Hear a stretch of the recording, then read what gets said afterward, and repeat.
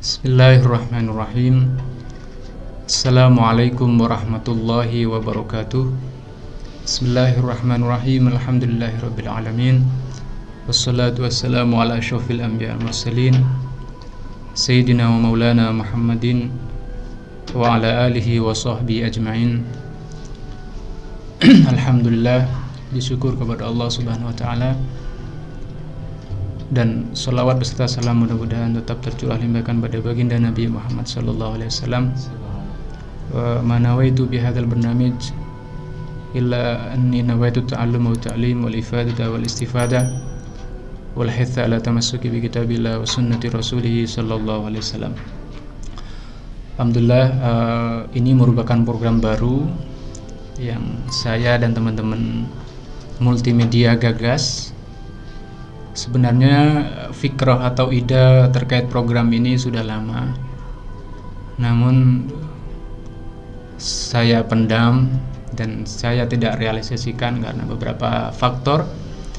Namun beberapa tahun kebelakangan ini saya rasa tema seperti ini perlu diangkat di mana dan dalam beberapa kesempatan. Terlebih banyak sekali kasus yang terjadi karena tema toleransi. Jadi program ini saya kasih nama Merajut Asa Toleransi Bermadhab dan Beragama. Tema besarnya terkait toleransi, baik dalam lingkup internal Islam itu sendiri atau dalam lingkup antar agama. Jadi dalam beberapa tahun ini atau beberapa bulan yang lalu, kalau kita baca artikel atau berita-berita baik yang berupa media cetak atau elektronik, televisi atau media sosial yang lainnya, berapa kali saya baca kasus intoleran terjadi khususnya antara pemeluk Islam. Bahkan yang terakhir itu sekitar 6 bulan yang lalu terjadi salah seorang imam waktu melaksanakan sholat subuh, dia dipukul dari belakang oleh seseorang yang tidak dikenal. Ternyata ketika diteliti, faktor utamanya adalah karena perbedaan. Sebab yang memukul mengatakan bahwa kunut hukumnya bid'ah, sesuatu yang menyesatkan dalam agama. Sedangkan imam yang menjadi imam sholat pada saat itu, dia mengatakan kunut itu sunnah. Hal-hal yang seperti ini beberapa kali terjadi. Bahkan dalam kasus yang lain bisa sampai menyebabkan bukan hanya baku hantam, tapi juga membunuh atau saling membunuh. Kita lihat saja berita-berita khususnya sekarang, bukan berarti kita mendiskreditkan saudara-saudara kita yang di Timur Tengah. Tapi kalau kita baca di berita internasional atau dengarkan berita internasional, konflik di Timur Tengah, sebenarnya ada 2 faktor terpenting kenapa konflik di Timur Tengah itu sampai sekarang masih berlarut. Yang pertama, konflik itu adalah konflik politik. Diakui atau tidak, di Timur Tengah itu terjadi salah satu faktor terbesar dan terkuatnya adalah karena faktor politik. Namun politik itu kelihatan seolah-olah tidak tampak ke permukaan karena memang dibungkus dan dibumbui oleh agama. Yang menyampaikan ke mimbar-mimbar Islam itu adalah ulama atau tanda kutip ulama, padahal isinya adalah merongrong persatuan umat Islam. Masalah utama yang terjadi tadi disebabkan 2 faktor. Yang pertama politik, yang kedua adalah faktor kepahaman terhadap agama. Itu karena nihilnya, minimnya sifat toleransi yang dipupuk di antara mereka. Misalkan saya contoh kecil, karena saya 5 tahun hidup di Yaman, beberapa kali saya lihat berita tentang misalkan Somalia, sebuah negara miskin yang sampai sekarang masih bergulat dengan kemiskinannya karena salah satu faktor adalah yaitu tidak adanya kesepahaman antara penduduk di Somalia. Salah satu penyebab perpecahan dan kemiskinan yang mereka derita adalah karena tidak adanya toleransi antara mereka. Salah satu teman saya menjelaskan bahwa di sana ada yang paling dibenci oleh penduduk sana, namanya Asy-Syabab. Asy-Syabab ini berpikiran atau setidaknya mempunyai ideologi yang namanya ideologi takfiri atau minimal tabdi'i. Jadi menganggap siapapun yang di luar komunitas mereka minimal pelaku haram, bahkan bisa-bisa sampai kufur atau syirik. Dan ini ternyata di beberapa daerah di Timur Tengah juga terjadi. Di Irak dan Syria kita tahu berita internasional. Kita tahu bahwa perpecahan juga terjadi gara-gara Daesh. Daesh itu kalau di Indonesia bilangnya ISIS, yang berkuasa di daerah Irak dan Syam. Dan ideologi inti dari ISIS adalah intoleran.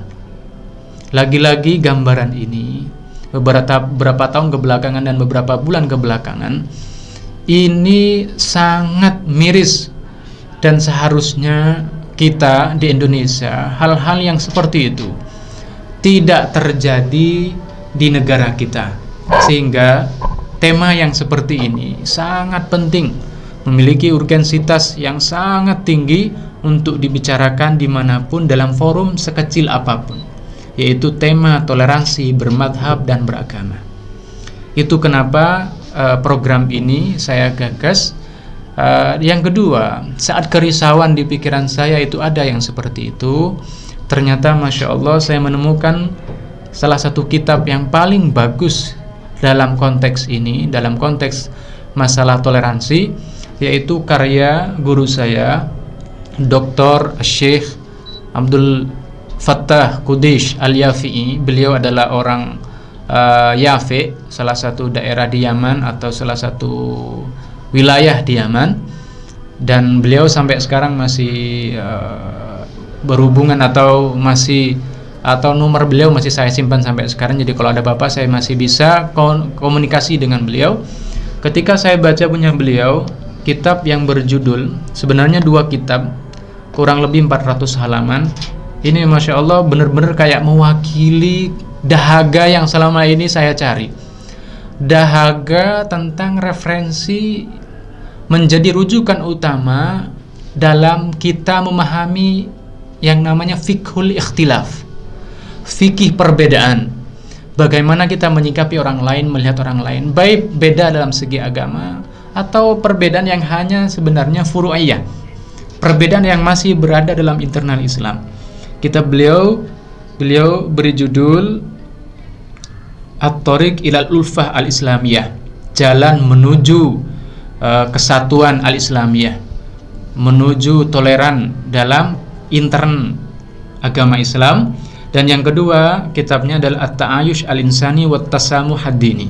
Dua kitab ini judulnya, atau kalau diikhtisar maka seperti yang dalam judul program ini, yaitu merajut asa toleransi bermadhab dan beragama. Di muqaddimah kitab ini beliau menjelaskan bahwa salah satu majalah atau salah satu kabar berita yang berada di Eropa sana, atau dari sebuah majalah berita dari berita internasional, dan ini dikutip di majalah Kuwait, keluaran 790, orang dengan nama Richard Michael, salah satu ketua atau pimpinan tertinggi FBI, itu mengatakan, dia menyebutkan bahwa jika kalian ingin memerangi orang muslim, maka kata dia, ta'mikul khilafat al-madhabiyah wal fara'iyah wa tadqimuha fi adhanihim. Jadi Richard Michael ini mengatakan, jika kalian ingin merusak Islam, maka caranya adalah memperdalam silang sengketa antara kaum muslimin dalam hal-hal yang sifatnya tidak fundamental dan hanya bersifat far'i atau fikhi, serta memprovokasi mereka dengan hal-hal yang masih berada dalam ranah ijtihad tersebut. Jadi kalimat Richard ini, yang salah satu pembesar atau petinggi di FBI ini, mengatakan Islam itu terlalu utuh sekarang, yang jumlahnya kurang lebih 1.700.000.000 orang. Jadi ini di Eropa dan Amerika sekarang merupakan ancaman yang sangat nyata, karena agama yang paling pesat pertumbuhannya, pesat pengikutnya itu adalah agama Islam. Sehingga kekhawatiran itu muncul dari mereka. Mereka mengatakan jika kalian ingin memecah umat Islam, gampang, ialah dengan memperdalam silang sengketa antara kaum muslimin dalam hal-hal yang sifatnya tidak fundamental dan sifatnya far'i. Kayak tadi di Indonesia sudah terjadi, ada orang dijotos bahkan hanya gara-gara kunut dan tidak kunut. Ada orang yang sampai terusir dari masjid hanya gara-gara dia tidak mau atau tidak meninggalkan kunut dan seterusnya. Ini sudah benar terjadi, bukan hanya omong kosong. Dan beliau juga, Syekh Abdul Fattah, menjelaskan bahwa silang sengketa antara kita ini akan makin luas. Silang sengketa antara kita ini akan makin luas sebab ada 3 faktor terbesar kenapa kita akan sulit untuk disatukan. Yaitu beliau menjelaskan ada yang namanya as-su'id as-siyasi, aspek politik. Karena kita ada sekitar 50 negara berbeda-beda itu, atau bukan masalah bukan masalah perbedaan negara, yaitu silang sengketa atau permusuhan yang disebabkan hal-hal yang sebenarnya tidak terkait agama. Seperti di mukadimah tadi saya menjelaskan bahwa di Timur Tengah itu salah satu aspeknya adalah politik. Yang kedua, kata beliau, as-sa'id al-ijtimai, aspek sosiokultural. Karena puluhan atau mungkin kabilah dan suku di berbagai daerah memiliki kekuatan yang masing-masing, dan juga mereka memiliki ego yang juga sama, kuat pada masing-masing, sehingga potensi perpecahan itu akan selalu ada sampai kapanpun. Yang nomor 3 yaitu as-sa'id atau terkait aspek al-fikri, as-sa'id al-fikri, yaitu aspek ideologi. Karena sampai sekarang Ahlus Sunnah wal Jamaah saja sudah terpecah menjadi beberapa bagian, baik orang yang mengklaim sebagai Ahlus Sunnah atau orang yang tidak mengklaim tapi dia merongrong Ahlus Sunnah. Hal-hal tersebut jelas memberikan gambaran satu realita yang telah saya gambarkan, baik realita yang ada di tubuh kita yaitu umat Islam, baik yang ada di Indonesia tadi yang sudah terjadi beberapa kasus, atau yang di Timur Tengah. Dan juga realita bahwa musuh-musuh kita sampai sekarang dan sampai hari kiamat, ulan tardo angkal yahudu ulan nasoro hatta tatabi'a millatahum, tidak akan pernah berhenti sampai kapanpun untuk menghancurkan Islam. Sehingga tadi kata dia, jika ingin menghancurkan Islam maka caranya cuma satu, yaitu hal-hal yang sepele, yang sifatnya far'i, yang sifatnya ijtihadi, yang masih dalam ranah ijtihad, perdalam itu agar mereka selalu silang sengketa dan mereka saling satu sama lain jotos dengan argumen atau bahkan sampai menggunakan fisik. Itu realita tadi. Dan juga realita kedua bahwa perpecahan ini akan selalu ada. Sehingga bagaimana kita menyikapi perbedaan tersebut? Nanti di kitab ini, karena kitab ini ada 2 sesi. Sesi pertama toleransi dalam bermadhab, artinya dalam internal Islam. Yang kedua adalah toleransi dalam beragama, bagaimana kita menyikapi orang Nasrani, orang Yahudi, dan orang-orang yang beragama yang lain. Dan pada sesi pertama selama beberapa minggu akan saya fokuskan pada sesi yaitu toleransi dalam bermadhab. Namun semuanya ada benang merahnya, yaitu mengenai bagaimana kita menyikapi silang pendapat antara kita dengan orang lain, baik hanya karena faktor urusan fikih atau karena agama. Itu jadi makanya sampai sekarang saya juga dalam proses menerjemah kitab ini, bisa saja mungkin kitab ini saya terjemah dengan fikhul ikhtilaf, fikih perbedaan. Karena tadi perbedaan sampai hari kiamat tetap akan berlangsung, namun bagaimana cara kita melihat perbedaan itu? Dalam konteks ini kita mungkin sering melihat sebuah hadis, qala sallallahu alaihi wasallam, ikhtilafu ummati rahmah. Hadis ini secara riwayat walaupun dipermasalahkan oleh ulama, namun Al-Imam Al-Baihaqi, begitu juga Al-Imam Nasr Al-Maqdisi mengatakan bahwa hadis ini lahu aslun. Artinya hadis walaupun statusnya masih diperselisihkan apa itu hasan, sahih atau bahkan dhaif. Yang jelas ikhtilafu ummati rahmah ini merupakan hadis yang maknanya luar biasa. Kata ulama, ikhtilafu ummati rahmah ay fil furu'. Jadi ikhtilafu ummati rahmah, ikhtilaf atau perbedaan pendapat antara umatku itu akan menjadi rahmat atau akan menjadi sesuatu keniscayaan. Jadi nggak perlu alergi dengan perbedaan. Hadis ini bukan hanya menjelaskan bahwa sampai hari kiamat akan ada ikhtilaf, tapi juga menjelaskan bahwa dalam konteks tertentu ikhtilaf ini justru menjadi keniscayaan bagi umat Islam. Contoh dalam masalah fikih, seandainya kita hanya memiliki satu madhab, kata ulama, maka justru ini akan membuat masyaqqah bagi orang mukallafin, terutama orang awam. Jadi hadis ini jelas mendekatkan kita atau memberikan pencerahan pada kita bagaimana cara kita memandang perbedaan. Bukan sebuah adab, tapi dia merupakan sebuah keniscayaan. Yang penting bagaimana kita cara menyikapinya. Namun dalam pihak lain atau dari sisi lain, kita juga tidak boleh melupakan bahwa Allah Subhanahu wa taala juga berfirman, a'udzubillahi minasyaitonirrajim, bismillahirrahmanirrahim, wa'tasimu bihablillahi jami'an wa la tafarraqu. Jelas ini mengatakan bahwa kita dianjurkan atau diwajibkan berpegang teguh pada tali Allah jami'an wa la tafarraqu, dan kita dilarang untuk berpecah belah. Artinya dari satu sisi melihat fakta bahwa perbedaan akan selalu ada, namun kita tetap dituntut oleh Allah Subhanahu wa taala agar selalu berusaha berada di antara umat ini dan jiwanya, energinya adalah satu, powernya satu, yaitu wahdah, persatuan. Wala tafarraqu, dan hindari dan jangan sampai berpecah. Atau misalkan dalam sebuah hadis Rasulullah sallallahu alaihi wasallam bersabda, al jama'atu rahmatun wal furqatu 'adzabun. Hadis ini diriwayatkan oleh Imam Ahmad.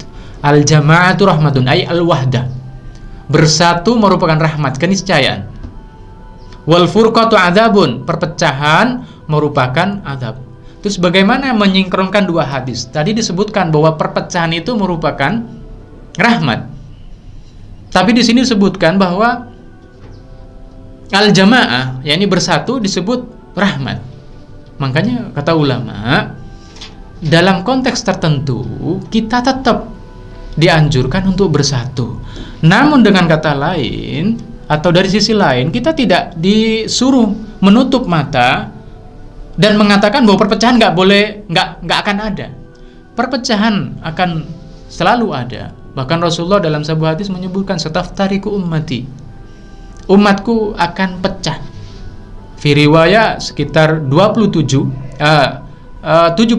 kelompok, di riwayat yang lain bilang 73. Dan saya bilang tadi kalimat Rasulullah ikhtilafu ummati rahmah itu juga memberikan gambaran bahwa rahmat ikhtilaf, perbedaan antar umat pasti terjadi. Jadi lihatlah realita bahwa perpecahan itu tetap dan pasti ada insyaallah sampai hari kiamat. Namun dari satu sisi jiwa kita tetap berusaha menyatukan umat ini dengan tadi ialah konsep atau mabda toleransi atau at-tasamuh.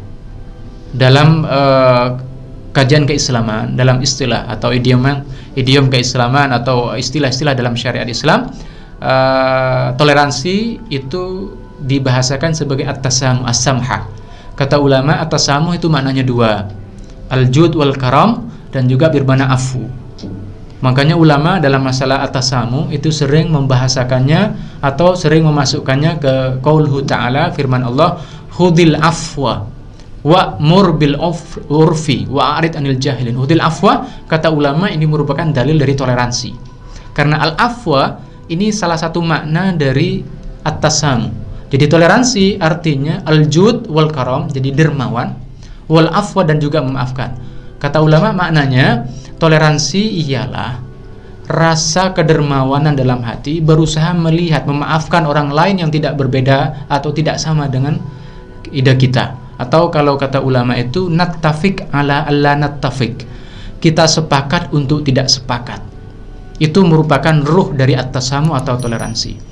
Insyaallah pada pertemuan-pertemuan berikutnya juga kita akan bahas itu, namun lebih pada konsep terkait toleransi ini. Dan juga nanti akan dijelaskan bahwa ternyata perpecahan itu dan alergi terhadap perpecahan itu atau perbedaan, bukan perpecahan itu dan juga alergi terhadap perbedaan itu disebabkan kurang lebih 3 faktor, yaitu tashihut tasawur, tashihu al-hukmi, dan tashihul muamalah.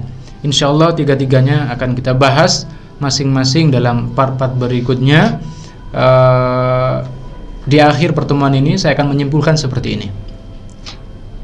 Realita yang sebenarnya terjadi di antara kita sekarang itu ghiyabus syariah anil qulubil mu'minin.